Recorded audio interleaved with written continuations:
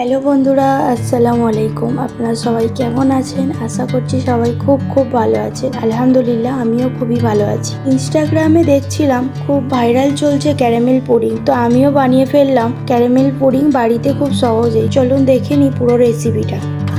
প্রথমে একটা কড়াইতে হাফ কাপ চিনি নিয়ে নেব। লো ফ্লেমে গলিয়ে নিতে হবে। নাড়াতে নাড়াতে চিনি আস্তে আস্তে ক্যারামেল কালার হয়ে যাবে।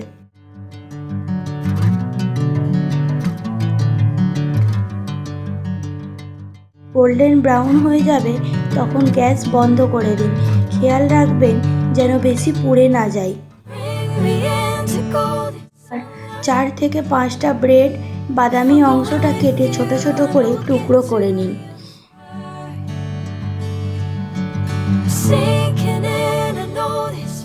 তারপর ব্লেন্ডারের মধ্যে কেটে রাখা ব্রেডগুলো দিয়ে দিন।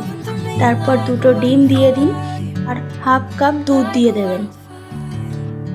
2-3-4 চামচ চিনি দিয়ে দিন। একটা বাটিতে পুডিং বানাবেন, তার মধ্যে ক্যারামেলটা ঢেলে পুরো বাটিতে ভালো করে ছড়িয়ে নিন।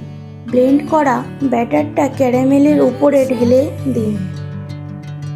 একটা কড়াইয়ের মধ্যে আমি পানি নিয়ে নেব, উপরে একটা স্ট্যান্ড বসিয়ে নেব, ওর মধ্যেই আমি স্টিম করব।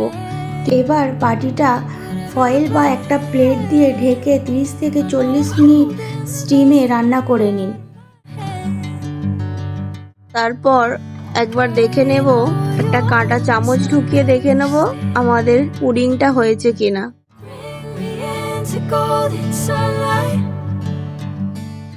আমি দেখে নেব পুডিংটা রেডি হয়েছে কিনা। হ্যাঁ, আমার পুডিংটা রেডি হয়ে গেছে।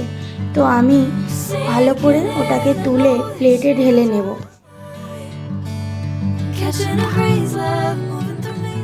দেখতেই পাচ্ছ কত সুন্দর আর ক্রিমি হয়েছে আমাদের ক্যারামেল পুডিং।